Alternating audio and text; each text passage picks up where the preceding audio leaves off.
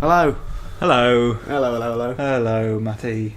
You're listening to another Fireside Chronicles. Am I? Brand new guest on this week. I'm not a guest, I'm normally on. It's only Kyle Barber. Kyle Barber, KB. The brother of Ali Barber, and one of the creators of the guy from The Camel. The Camel? Ali Barber and The Camel. Sure, yeah. Yeah. It's his brother, Oh, Kyle. okay, right. He's a creator of KB. MVPTracker and a upcoming social network for all you sports fans out there. It's going to take over the world. It does sound very interesting. He sounds like he knows what he's doing. Which we don't at all, as this intro can attest to. What are you talking about? This is smooth. But check him out, MVPTracker.com. Yeah. It's going to blow up. Nearly as much as TFCpodcast.com. Almost. Which is also available on iTunes and Stitcher. Enjoy this episode. Hello. Hey, how's it going? Yeah, not too bad. How's you? Doing well. I'm Kyle, by the way. What are you guys' names? Matt. And I'm Phil. Matt and Phil. Nice to meet you guys. Yeah, and you. I hope we're not disturbing your day too much. No, it's fine. But, yeah, I sort of wanted to talk to you, just because I was very intrigued. I saw your post on Reddit, and I was just intrigued behind it more. Thought it would make for a good chat. You're one of the people behind MVPTracker, which I believe is an app. Yeah, it's a bit more than an app, but Explain away. Yeah, the floor's yours. Yeah. yeah. It's a way of life.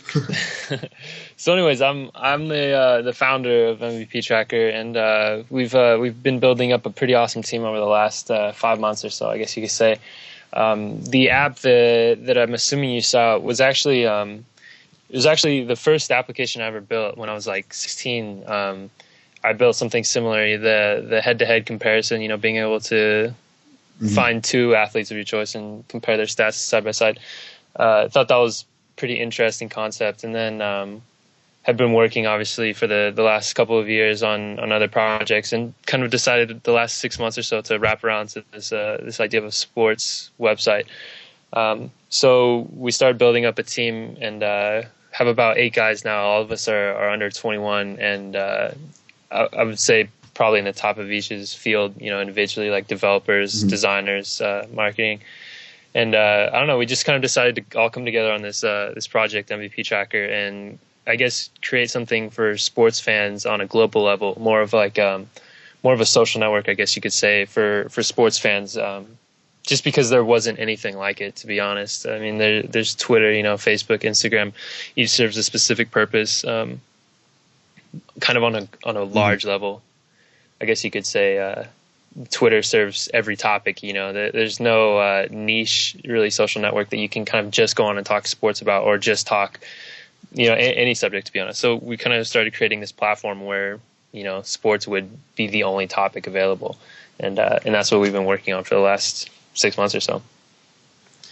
I mean, obviously, you say you started this whole developing apps, whatever, when you were very young. I mean, has this always been something you intended on doing as sort of a career choice, or do you just happen to be skilled at it? Because I would have no idea where to begin. No, neither would I. It's funny. With regards to the development, I've been learning since I was young. My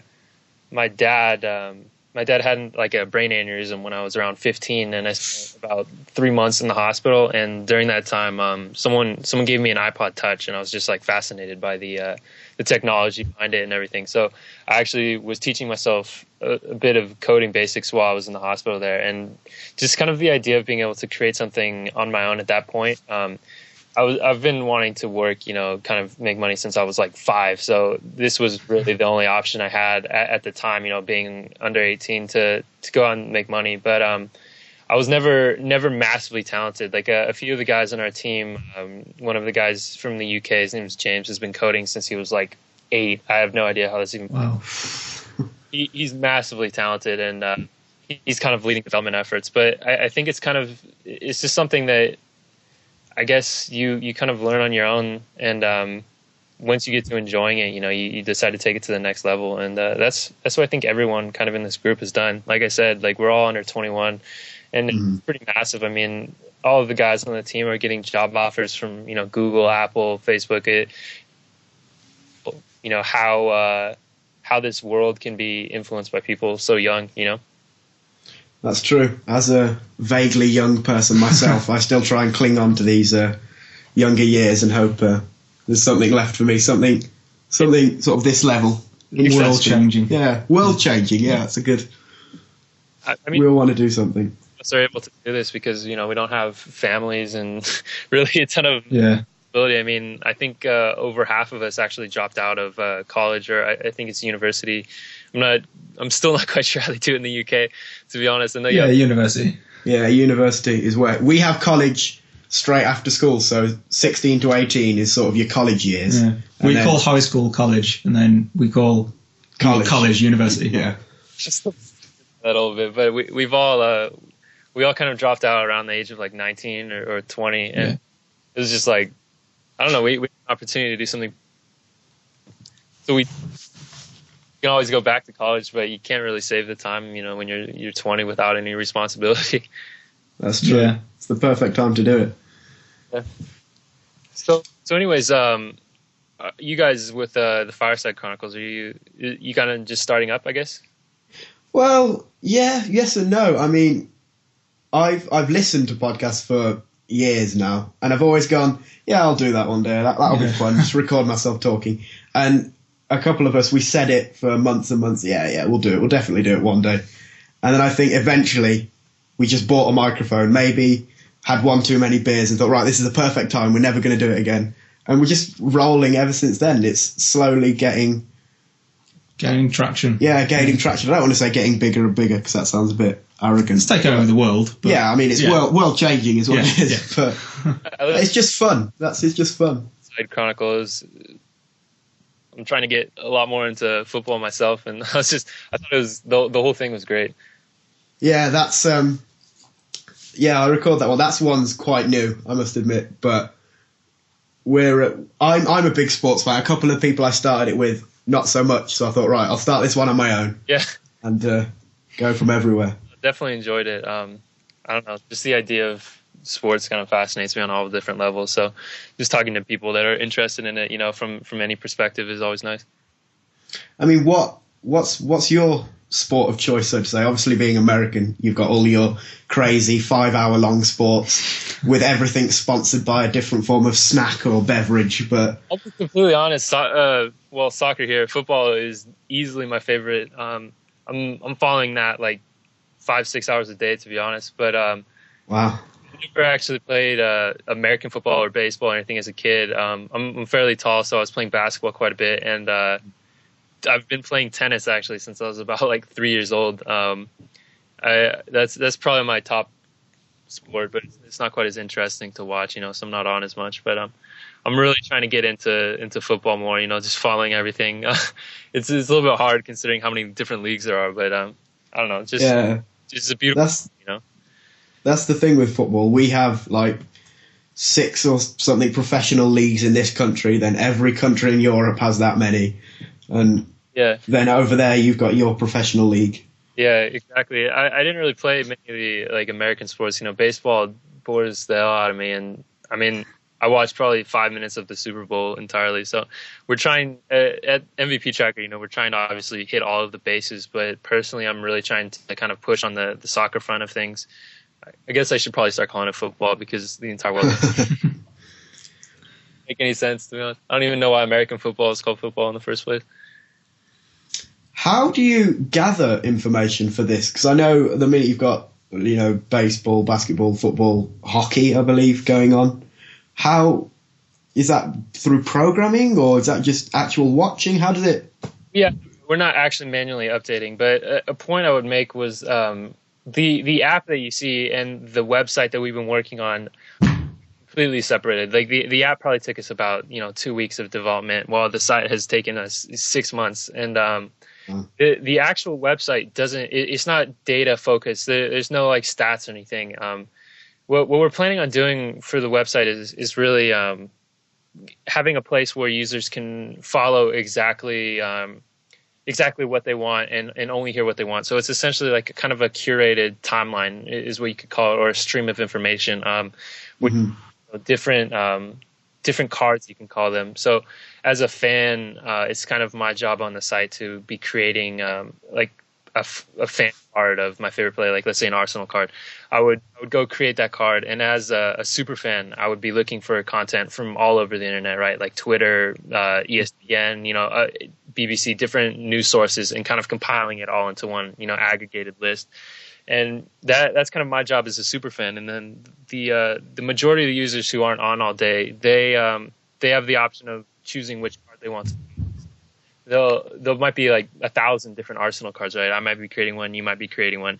It's up to the app to decide which one they want to follow based off of reputation points and different algorithms.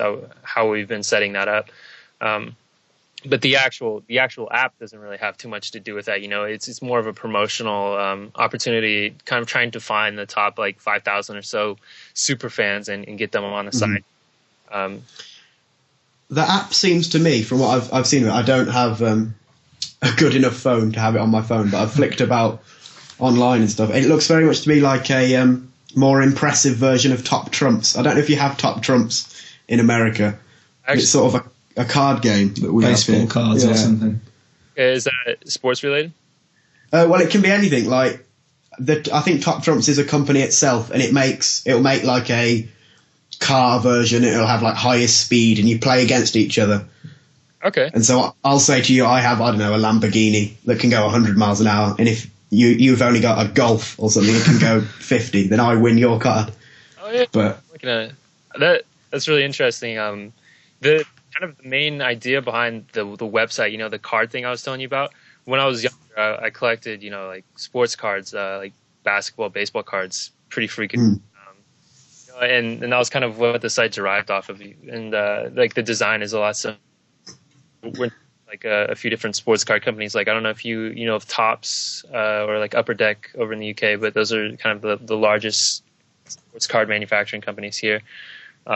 I don't know, that idea has always been kind of unique. No one's really captured that on a digital format yet. So we've been trying to push that a bit. Yeah, no, it looks very useful. And I believe you said to me there's an Android version in the pipeline. Yeah, definitely. Well, the cool thing actually with the site, it's going to be universal. There's no specific, it's all HTML5, which is kind of a universal language that you can run on phone, you can say. So we do have Android and Nokia developers even that are working on, native applications that run better. But the site will be accessible by anyone on any phone, which is very exciting, I think. That'll be handy for us poorer people with the less impressive phones. But when... Yeah, go on. I was just saying I'm a bit disappointed by Apple myself, to be honest, thinking about switching over. Ooh. Oh, why is that? Just the recent, technology hasn't been very impressive. The way they kind of treat developers and the phone itself hasn't been massively impressive. I think Nokia, like their new 920, is it's definitely an exciting phone. Same with some of the Android phones coming up. So I don't know. I think the age of just iPhone users only is coming to an end. So we're trying to make room for that. Serve everyone. Where do you think the future lies, with Windows Phone, Android, or?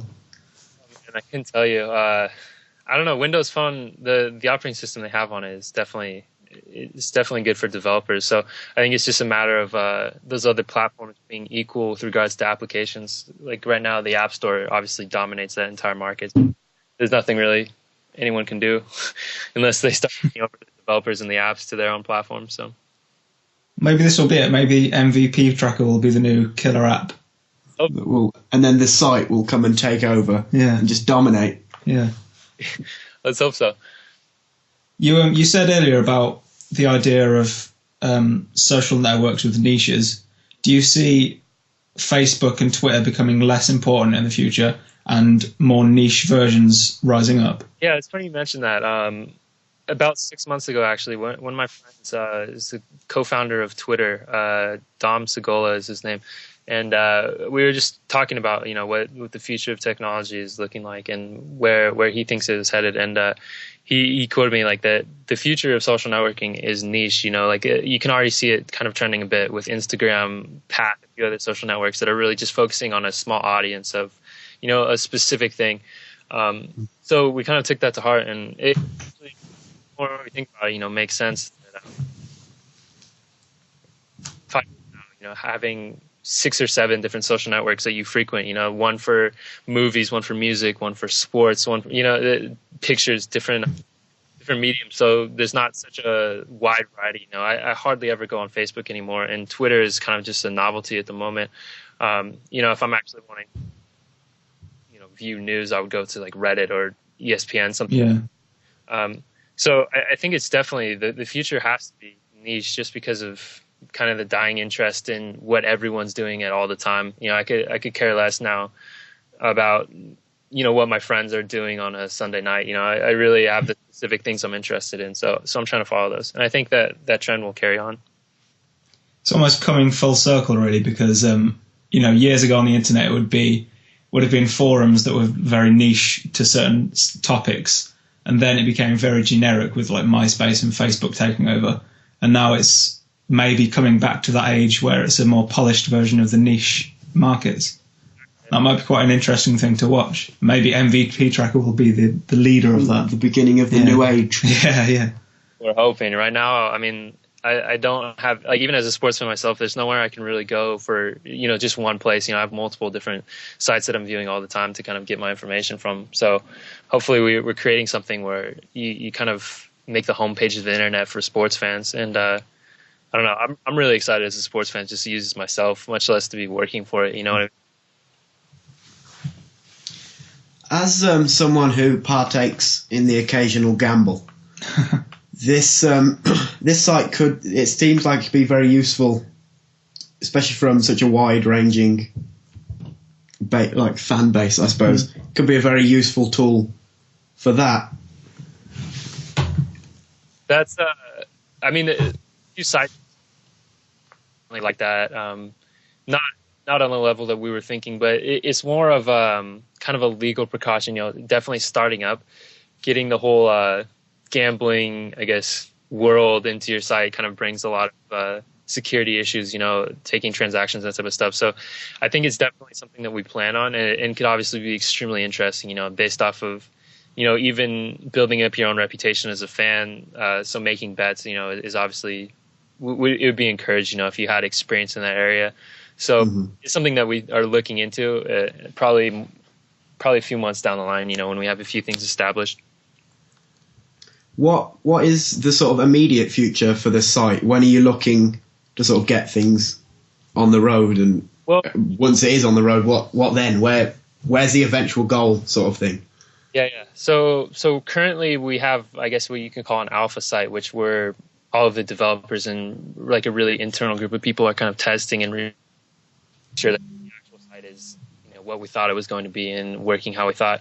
And I guess probably 1 to 3 months we're hoping to have a private beta with, I'd say, 5,000 users, and really get people, like big sports fans, influencers, that type of stuff on the site, using it, experiencing it and giving feedback, kind of helping us adjust to what the average user would be.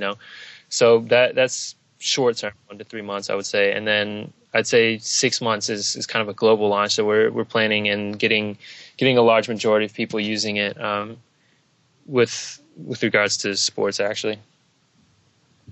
Do you set yourself goals for this? Obviously, you're much more experienced and qualified than I am. But if I was to set something up like this, I'd have no idea what would be a success, especially numbers wise.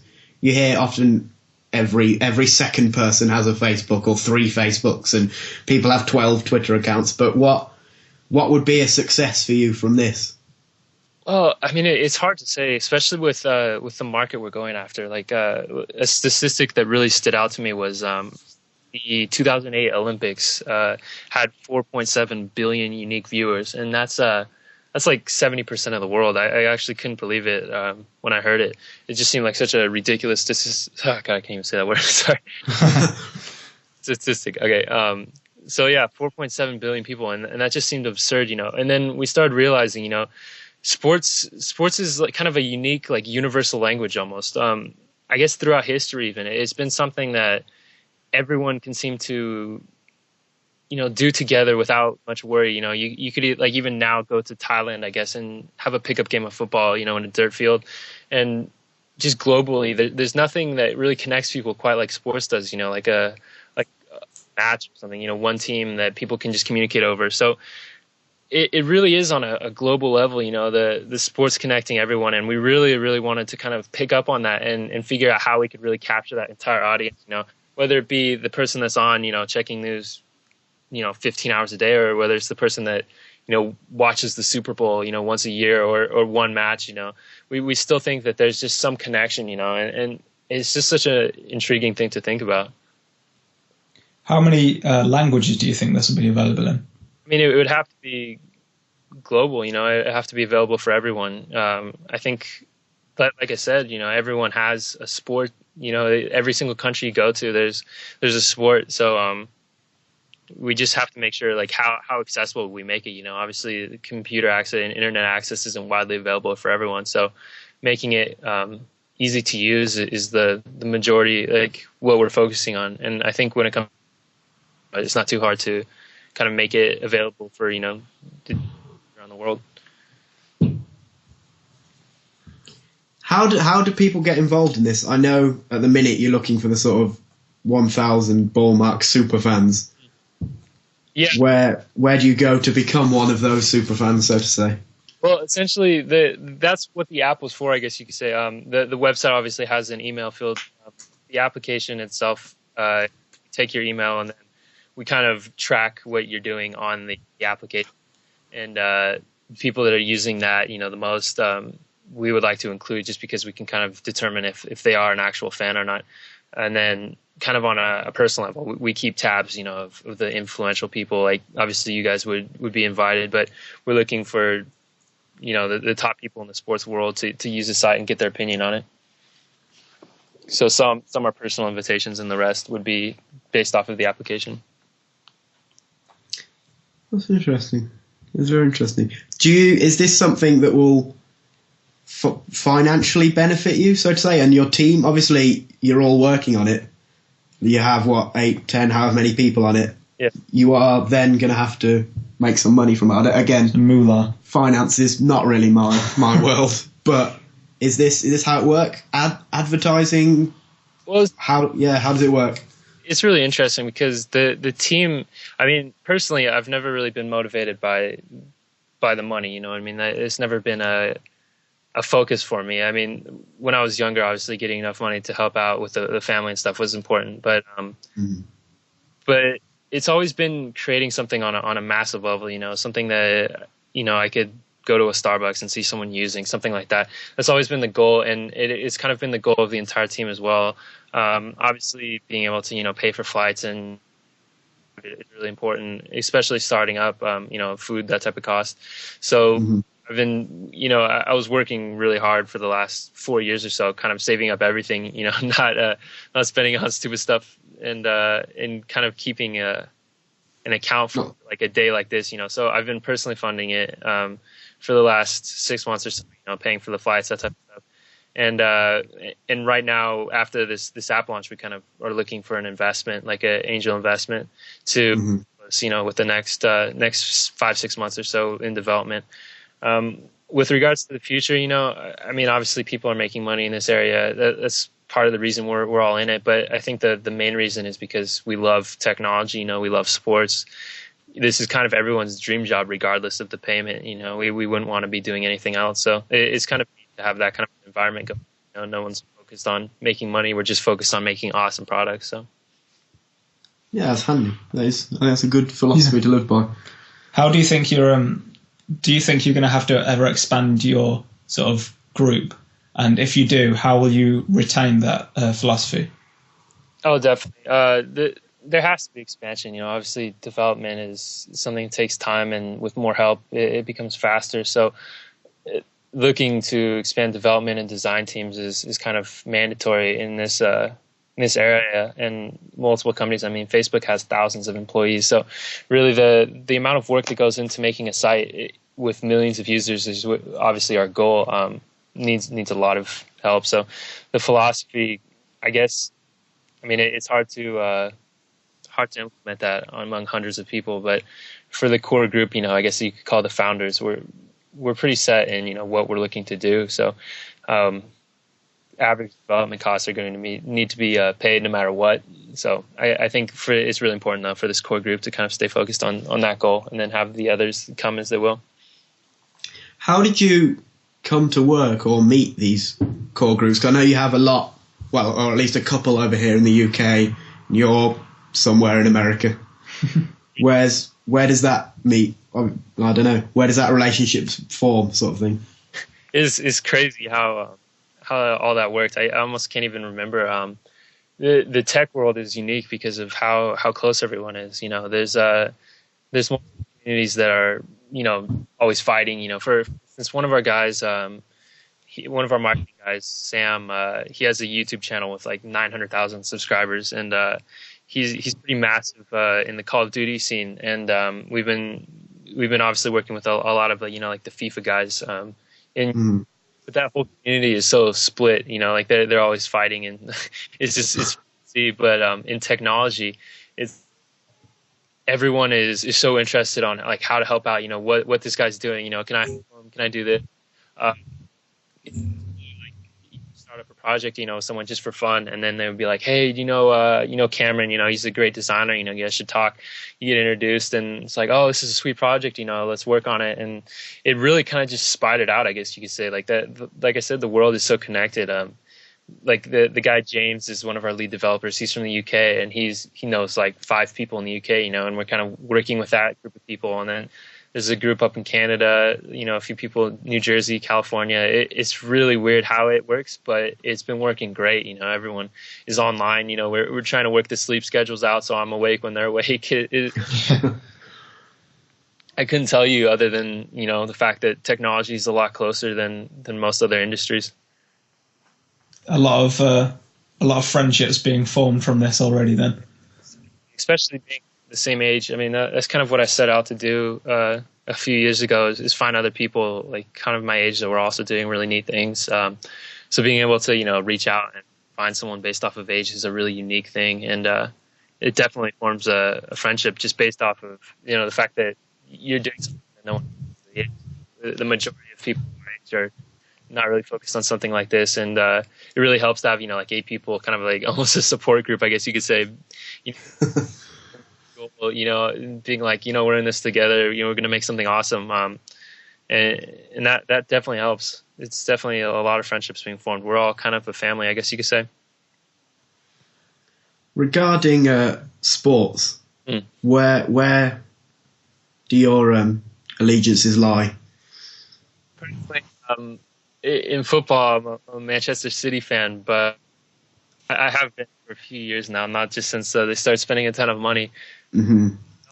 That was mainly derived from Mario Balotelli. He's my personal favorite. So I was a little bit disappointed to see him leave, but I guess now I'm supporting Milan a bit more. That's my views in soccer or football. Should probably stop saying that. And then basketball, I'm a huge Lakers fan. I live in Los Angeles, so I've been a Kobe Bryant fan since I was very young. Tennis, we're doing a lot of work with Victoria Azarenka. She's currently world number 1. Yeah, so she's an amazing person in real life, and I don't know, it's just been really fun working with her and watching her. We watch a lot of her matches. They always save a ticket for us, so it's really nice to be able to watch her as well. Didn't she lose the final of the Australian Open last week? She actually won the entire tournament. So did she beat Lee Na? I didn't watch that game. I was asleep. 6-2. 6-2. Well done. Yeah, I missed that one. Very well right now. We're going to meet up with her in Los Angeles. She's stateside for a bit. Oh, it's all right for some. I don't know any world number 1s. I don't think. No, neither do I. Apart from world podcasting number 1s, us. Yeah, but other than that, no. What about you? Where your allegiances lie? Football wise, I'm a Liverpool fan. That always have been. That's a family thing. Sadly, going through a bit of a rough time at the minute. But game, you watch it? Yeah. It was. Well, it's never nice to lose with a goal like that. Goalkeeping error. Well, draw, lose points, but nothing you can do through thick and thin. Gerard's always been my favorite, I guess, on a kind of basis, just the way he handles himself, extremely classy athlete. Kind of Balotelli's like the bomb, but Gerard's like the how he stays, extremely cool. So seeing that goal, it reminded me of 5 years ago. He was banging those in, yeah. Such a talented player, but anyway. Tennis and football. The thing about the NFL especially is it's so difficult to follow here in England because games go on for so long and start so late that you have to be very committed. If you have any other priorities, they'll just have to go out the window. Statistic. Wow, that's the word again. Football games being 90% not actually any action going on. Either being commercials or reviews or setting up for the play, and only 10% actually being the game. Seeing people playing the sport. So I thought that was kind of ridiculous. I've never watched a football team as a sport. I don't like the sport very much, to be honest. So I don't know. I guess in America you're kind of forced to watch the Super Bowl and that type of stuff, but it's never been something I've been into very much. Neither of my friends, to be honest. A lot of my friends play soccer, football. So, football, it seems to be growing massively over there. I don't know, but apparently from what I've read, there's a lot more ground roots play, a lot more kids playing.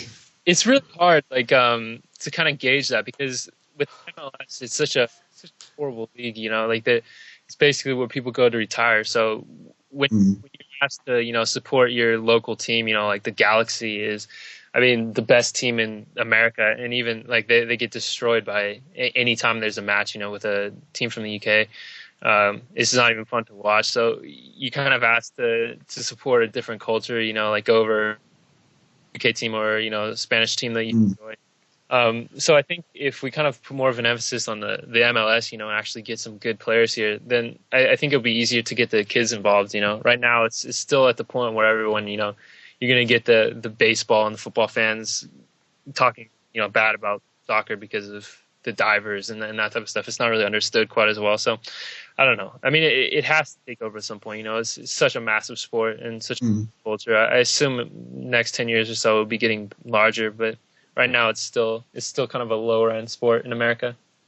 What I've sort of gathered from reading and sort of watching sports is that it's very difficult. There are very few youth systems in play. The only way to come through and get signed by an MLS team is to be that sort of Freddie Adu that gets signed when you're 14, or you then have to go through college. Yeah. But by the time you go through the college system, you're then 21.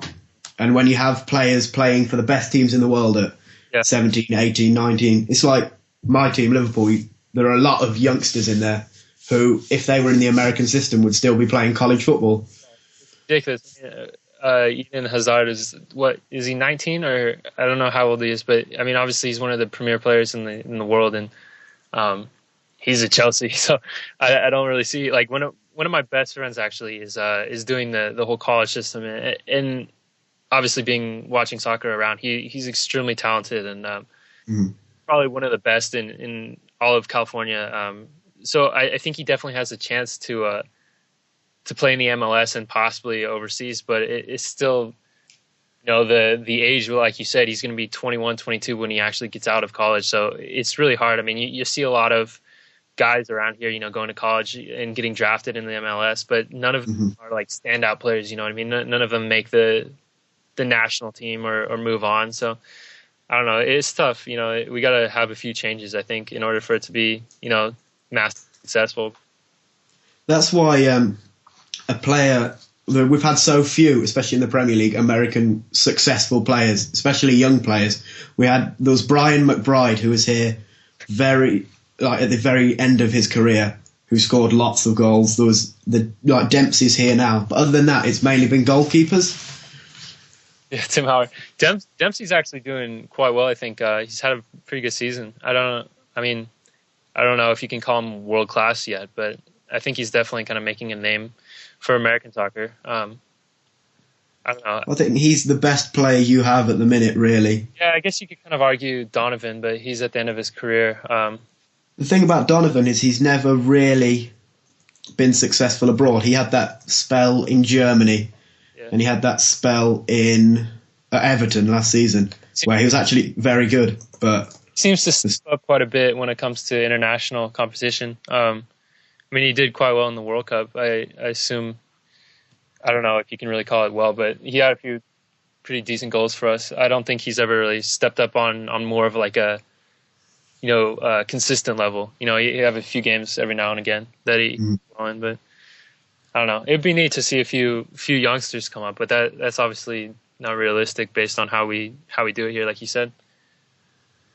But you never know. If you look, I'm just sort of browsing the internet out at the current American squad. There are so few like starting players who actually play in America. Yeah. That's where you need to sort it out. Not sort it out, but yeah. I don't know what you do. I mean, it's weird. Like even watching kind of the U.S., like we'll have these spells, like we'll beat Italy, and we'll do well against Spain, and then we'll play, like a rubbish team and lose like 4-1 or something. And it just doesn't make sense, like we're so inconsistent, it's really hard to judge, if we can be successful or, have runs every now and again. But like you said, I mean, it's really hard when we don't really have any young players. That's true. And any young player that you do have is immediately sort of snapped upon, even though they haven't got any experience. Like Breck Shea is a guy who just signed for Stoke on the last day of the transfer window, and I've never seen him play, but he's only a couple, like 20, 22, so it could be a disaster for him. Who knows? You are a decent player in America, like good enough to play in the UK. The chances of you staying and playing for an MLS team are 0%. You know what I mean? Like there's no way if you have the option between the two that you would stay here. So I don't know. I don't think that I see that changing anytime soon. There's no way the MLS is going to be even compared to the BPL within 10 years. I mean, unless just some massive players start coming over. We get a bunch of oil money or something. Manchester City decide to buy the entire league. I would assume. It's hilarious. I don't know. I think with like the New York Red Bulls, they're kind of on the right track. We're doing a lot of work with Red Bull in specific. They were having a few efforts. I know they have a team. It's either Austria or Australia. I'm not quite sure, but they kind of have the idea, I guess, kind of supporting it like through a brand. Like instead of like the Galaxy or something, the Red Bulls kind of stands out a bit more. But I think that might be a possible way. Just get some money into the league at least and some support. I think that's hopefully what will happen over the coming years with these sort of bigger players, your Henrys and your Beckhams, and if they come in and provide sort of merchandise money and viewing figures, then that's where league growth and expansion will come from, hopefully. Even that's hard because it's like, Henry's like getting ready to retire, same with Beckham. Like anyone that would just say it's like Drogba going over to China, what I mean? It's like, why would you do that unless you're on the down part of your career? You obviously know, like, if you're in the BPL, that's kind of the prime. And then when you decide, like, you make the statement that I'm going to go over to America to play, it's like, oh, okay, he's fading out. He's planning on ending.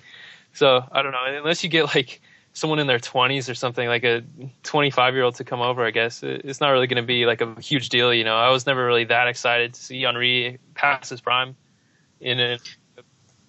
The whole system is confusing to me. It's American sports sort of epitomised with the whole designated player who can get more money, and the MLS has no relegation fee, no relegation at all. But then if you want to be included, like whatever the division is below, I can't even remember. I think you have to pay like $30 million or something. It's just such a strange system. And then you have drafts. I don't understand drafts full stop in any sports. Why they work in football, I don't know. Yeah, I'm not sure either, to be honest. Anyway, do you guys play FIFA at all? I have played FIFA in the past. My current FIFAing is limited due to sort of work. I think it's actually really funny that I would contribute FIFA being the largest reason for football growth in America right now, which sounds ridiculous, but it's actually true. Like when you talk to people, the reason they know anything about soccer, football in general, is because of FIFA. Playing with the different teams, understanding what the players are.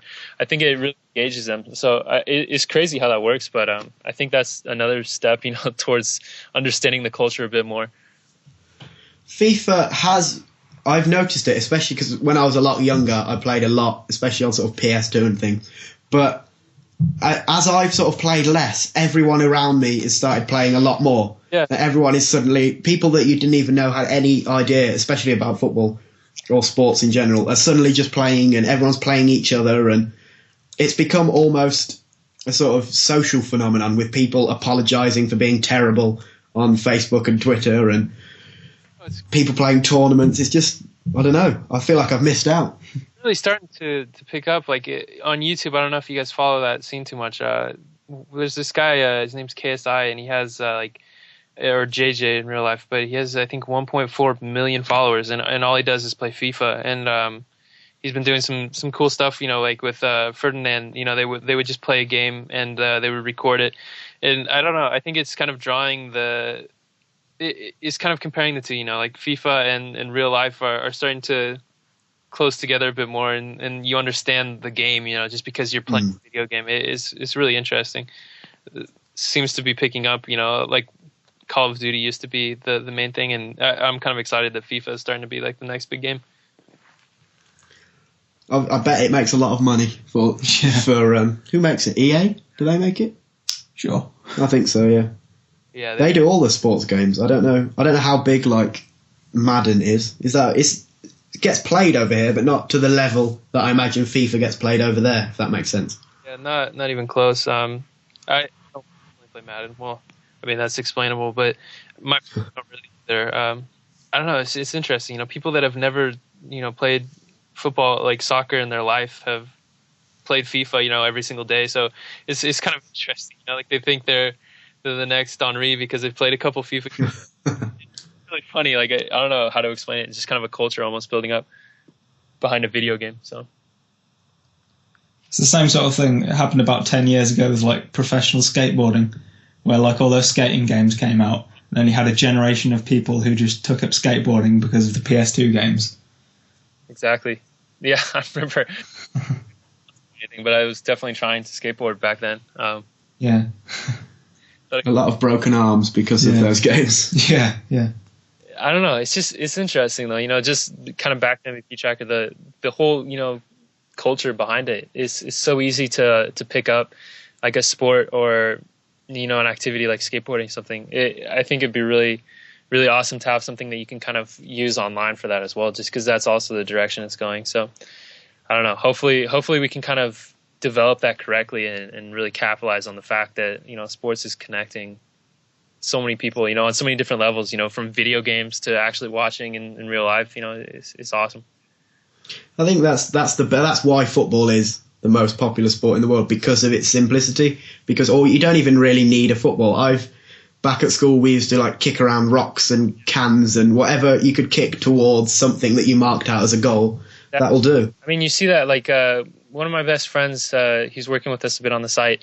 He travels around to Thailand. He was born in Thailand, and all the he takes pictures of just a complete dirt field and just two shoes, goals, playing with like a can or something. It's just like you see like the happiness on these kids. They don't even understand, but it's like it's such a cool thing being able to do that. And kind of one of the features we're working on is figuring out how to connect those type of people. Giving them like through the site, being able to kind of set up a charity almost, having our normal sports fans donate like a ball or a pair of cleats to these kids and kind of like share anything just based off of the idea of sports, and wanting to see other people have fun with it.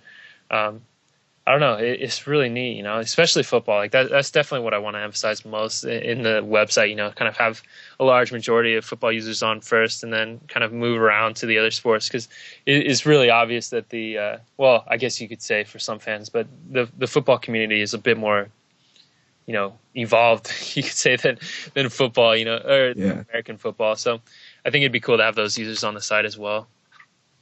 Yeah, definitely. I think expansion of anything, if you can gather knowledge about sport, because the Super Bowl's a prime example. I didn't really follow much up until the playoffs, really. And I'm sitting there watching the Super Bowl, sort of pretending to know what's going on with a lot of diehard fans. But I don't really know anything about rushing yards or defense and offense and all these terms. So somewhere that I could sort of pick that up and gather some basic knowledge would be very useful. That's one of our pitch points, like the fact that, like, let's say I was going into a meeting and I knew the guy was a huge Giants fan, or that's one of the teams in America. Yeah.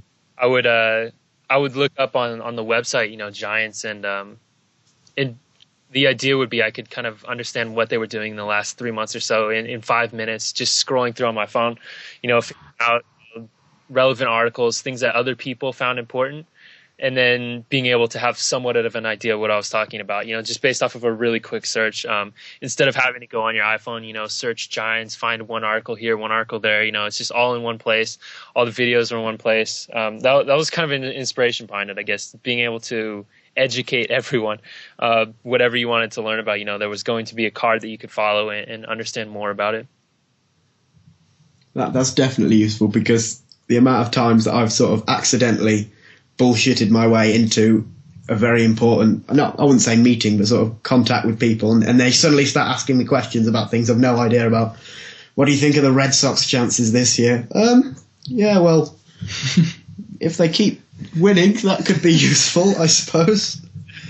And it just made you look like an absolute idiot. I had a meeting just like that. I was talking with this doctor that I really wanted to impress, and there was another guy there that knew a lot about this hockey team in LA, and I knew absolutely nothing about hockey. I tried to, I wanted to be part of the conversation. I said one thing, oh yeah, the last game was really neat, and bombarded 20 questions about this team, and I just had to say no idea what you're talking about. I had my phone out under my shirt. It was trying to look up articles. I just had no idea what I was talking about. I'm like, okay, there needs to be a solution for this. There has to be something that I can not look like a complete idiot when I'm trying to talk to someone about sports.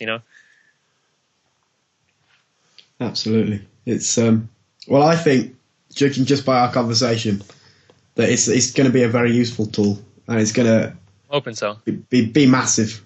I'm on board anyway, and so that's 99% of anybody important already on board. Well, glad to have you, man, and I'll make sure to. I don't know if you've already dropped your email in on the website, but we'll make sure that. Yeah, I put my email in. Yeah, it's on, and I put our email in as well. I put 2 in. Wow. I don't know if that's allowed, but I did. I don't know if I broke the rules, but I mean, to have obviously big sports fans, using the site, especially the startup, kind of build it around you guys, taking your input and then figuring out what works, what features work. Because I don't know, I've been a huge sports fan my whole life, so I've been kind of designing the site based on what I would use personally, but no one else really in the company is a massive sports fan. So getting, the audience, the right audience to start building it with us is really important to me, at least to understand how other people will be using it instead of just myself. Well, yeah, I think that fan base is where it's going to grow from, because you can't really build it without their help, if that makes sense. Yeah. Don't want to drag this on too much longer, but one of our co-founders had a website that was pretty massively successful. He sold it for around $10 million. And it was code. It was a coding website that was all about linking developers with other developers that knew more about it. And they actually didn't maintain the site at all. It was completely maintained by the 5% of programmers who were on all the time answering questions. Stack Overflow, but it was before that.